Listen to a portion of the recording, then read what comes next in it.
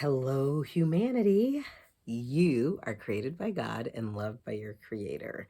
And now we're going to get into today's conversation.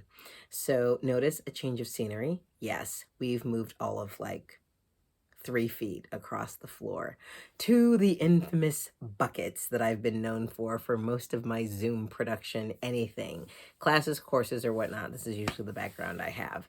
Thought I would change it up, given that my goal is to maybe every 7 episodes create a new background. Maybe I'll actually improve one of these times. Right now, it's just a change. I can't even say it's an improvement. Anyway, to get things started, my name is Deborah-Naomi. I am coming to you from Detroit, Michigan, and I am creating video blogs because my intention is to capture content that I may want to read, write, or speak about later.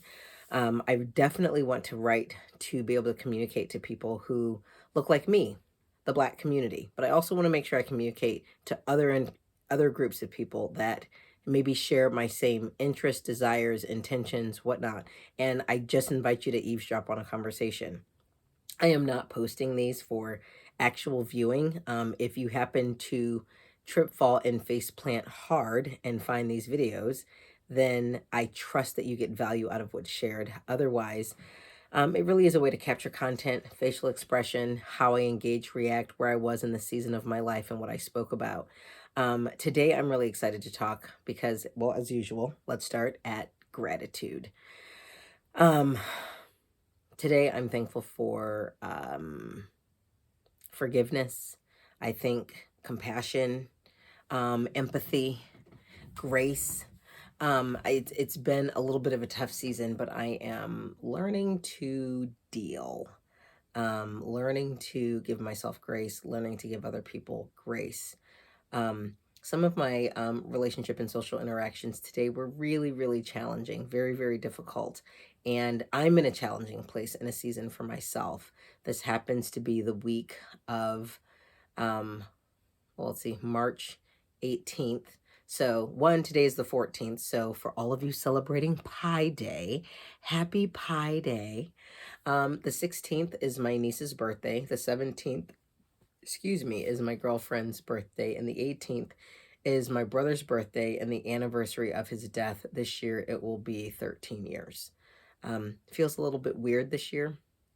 The other thing about the 18th of this month, specifically this week, is I will be taking my state licensing exam for massage therapy. So next time I come and speak to you, I will have passed my MBLEX and I will be applying for my license and moving into working as a massage therapist full time. I'm excited about this new venture. In fact, we've got to get through this video because tonight requires some study and getting some sleep. So tonight will only be 15 minutes. So I come to you prepared. Here's the funny part. I got up this morning, got in the Word, had great conversations with God, just was recapping the weekend and the great things that had happened. And today when I went to prepare, I just didn't have anything to write about. So tonight really is going to be a little rambly. I'm just going to chat and talk. Not really sure what about. But here we go. Um, just a little bit of history. I've been participating in a leadership training and development course for a little over, I would say, 15 years. And tonight we had one of our classroom sessions where we just get brought up to speed and look at, how we're doing within our training and development. And I got to connect with one of my, I would say, teammates in this leadership program, and I literally just hung up the phone from talking to her for almost 2 hours. So it's probably actually March 15th when I'm recording this at like midnight. And it was just good to talk about the goodness of God. Um, I keep saying I will declare the goodness of God in the land of the living. Anthony Evans sings a song, Promise Keepers. I think Crystal sang it at Desperate for Jesus last year, and that song has just stuck with me. Um, I I I didn't realize how much was in me to want to speak until this past couple of weeks.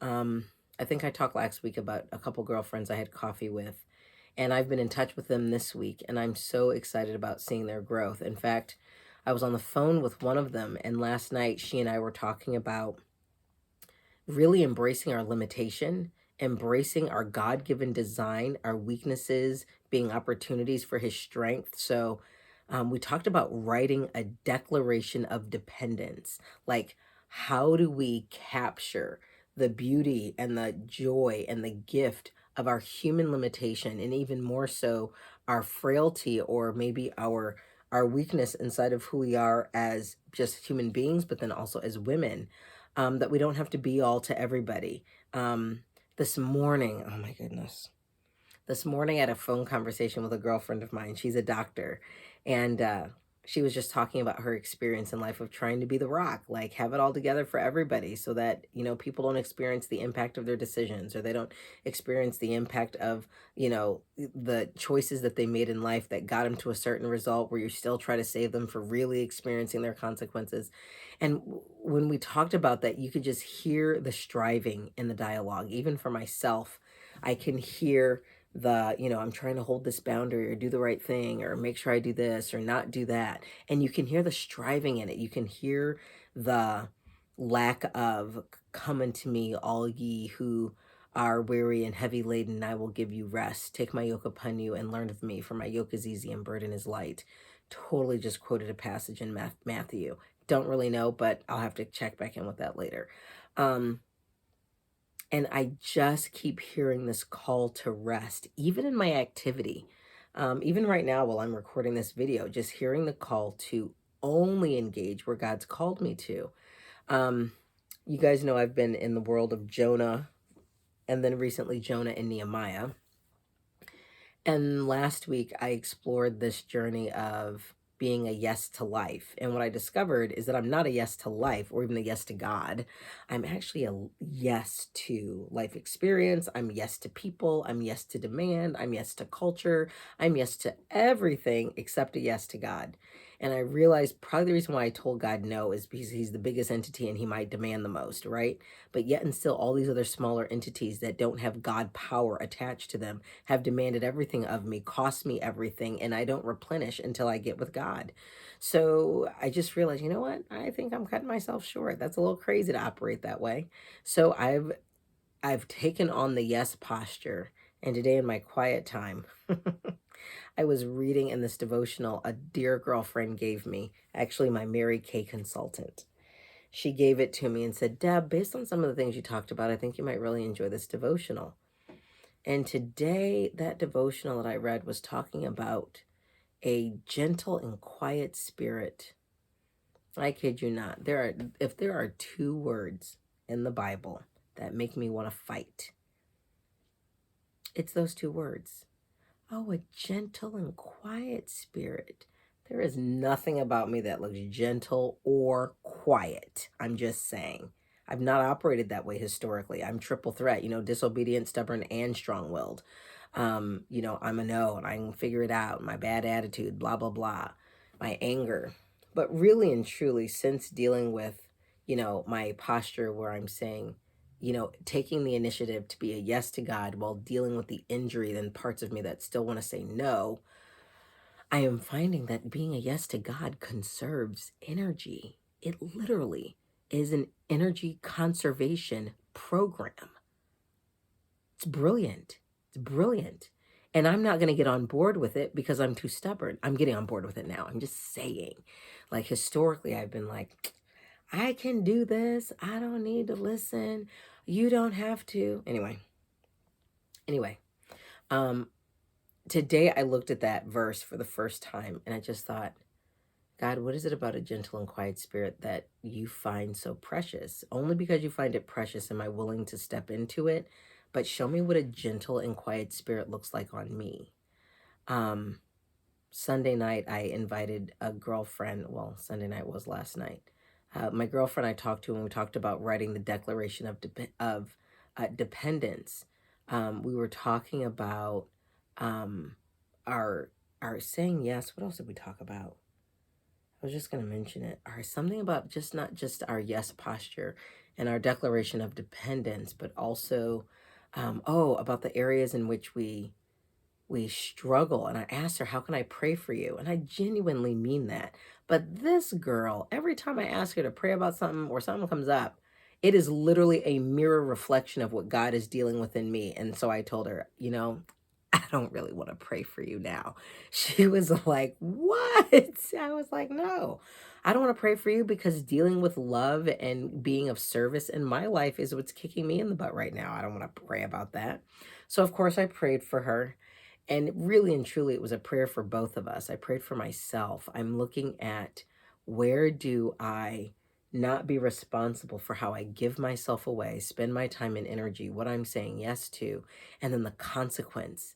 Because, if you're saying yes to things that are beyond what God has given you stamina and strength for, you're just out there wilding out, doing your own thing, it'll cost you. You won't have the energy for the things that He's asking you to do.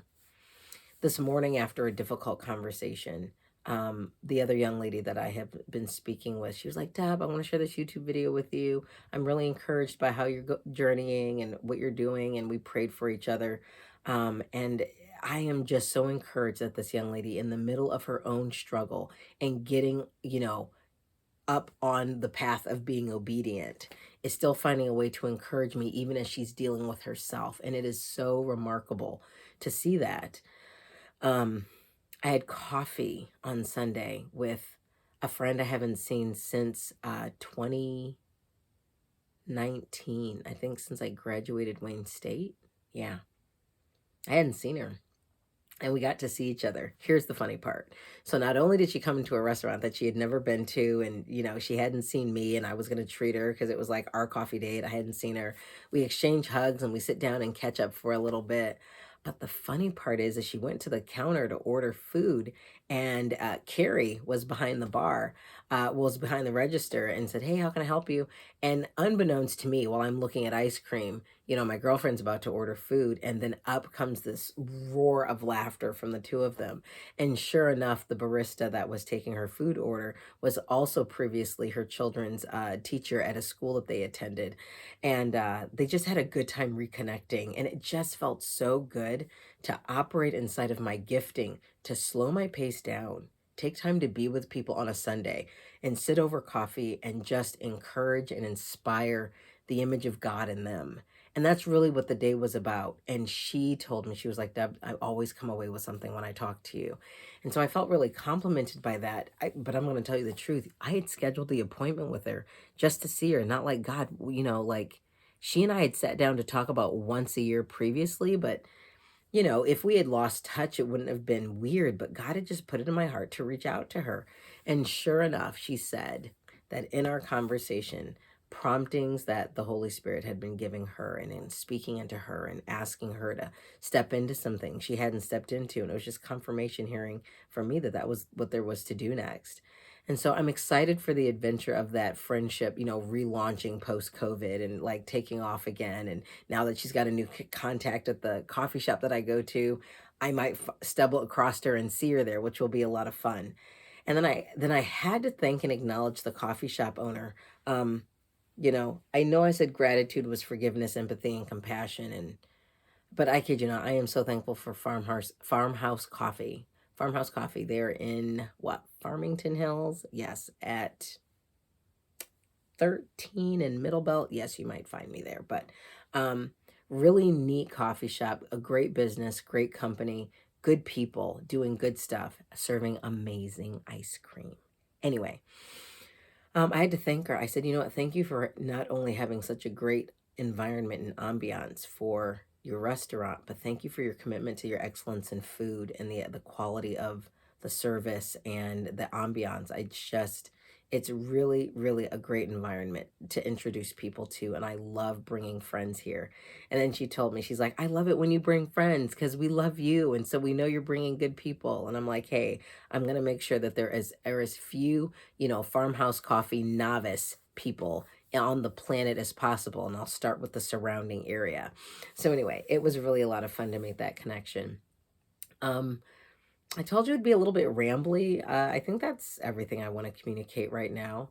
Um, it's a journey of really just putting one foot in front of the other. The act of obedience to follow through on this week is that one, of course, I take my state licensing exam, but the other thing is I need to start reaching out to contacts with voiceover business, and I've not done that. So here's to setting it out that I will be accountable for that, and I will have taken steps before I create the next video. In the meantime, have a really great rest of your day. And, be productive, I guess. Anyway, that completes everything for now. I'll talk to you later.